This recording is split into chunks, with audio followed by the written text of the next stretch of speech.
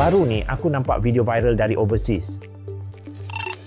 Dia orang sapu kulit pisang kat muka. Katanya boleh jaga kulit, glowing gitu. Tapi betul ke?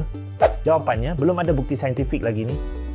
Dr. Taylor Bullock, seorang pakar dermatologi dari Cleveland Clinic, dah berkata, tiada bukti saintifik untuk mencadangkan menggosok kulit pisang dapat membantu kulit anda.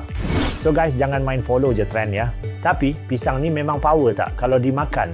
Ya, memang betul. Sebab pisang ni kaya dengan kalium, vitamin B6, vitamin C, serat dan antioksidan. Semua ni penting untuk kesihatan kita. Maksudnya pisang ni dapat jaga tekanan darah kita, bantu otak dan hormon kita stabil.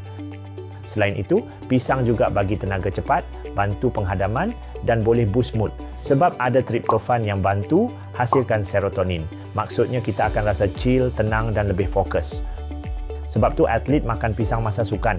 Bukan saja boleh bagi atlet lebih fokus saja, tapi karbo ia cepat serap, jadi mereka dapat pemulihan tenaga dengan cepat.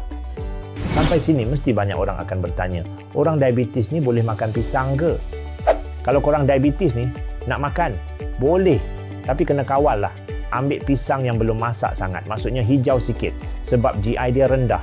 Atau makan sekali dengan protein, macam kacang supaya gula tak naik mendadak. Yang paling penting ni, jika nak makan pisang ni, makanlah sebelum 2 jam makan malam. 1 biji pisang ni dah cukup, tak perlu banyak sangat ni. Okey, pisang ni letak kat muka ni belum tentu lagi, tapi makan pisang confirm sihat. Follow My Party sekarang untuk dapat tips kesihatan yang lebih sesuai untuk Malaysian.